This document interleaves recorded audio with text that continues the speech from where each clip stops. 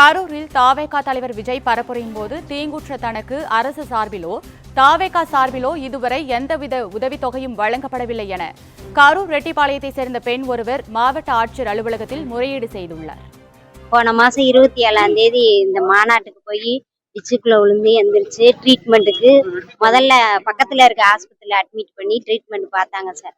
அடுத்த நாள் வந்து ஜிஹெச் கவர்மெண்ட் ஆஸ்பத்திரிக்கு 108 ஆம்புலன்ஸ் மூலியமா நான் போனேங்க சார். போனேன், அங்க 3 நாள் ட்ரீட்மெண்ட் பண்ணினாங்க சார். அங்க வந்து எல்லாம் பார்த்துட்டு போனாங்க சார். ஜோதிமணி அம்மா, அண்ணாமலை சாரு, ஹேமமாலினி அம்மா டெல்லியில இருந்து எல்லாம் வந்து பார்த்துட்டு போனாங்க. அதுக்கு பிறகு டிஸ்சார்ஜ் ஆகி வீட்டுக்கு போயிட்டேன். அதுக்கு அடுத்த நாள் போலீஸ் வந்து விசாரிச்சுட்டு போனாங்க. அதுக்கு அடுத்து வந்து கவர்மெண்ட் பணம் வரும்னு சொன்னாங்க. ஆனா எதுவுமே வரலைங்க சார். இதையோட 1 மாசம் ஆச்சு. யாருமே வந்து எங்களை பார்க்கவும் இல்லை, போன் பண்ணி எதுவும் கேட்கவும் இல்லை. 2 குழந்தைங்க இருக்காங்க எனக்கு. எந்த வேலைக்கும் போக முடியாம கஷ்டப்பட்டு இருக்கேன். யாருமே எதுவுமே பேசலைங்க சார். யாரும் வந்து என்னை பார்க்கவும்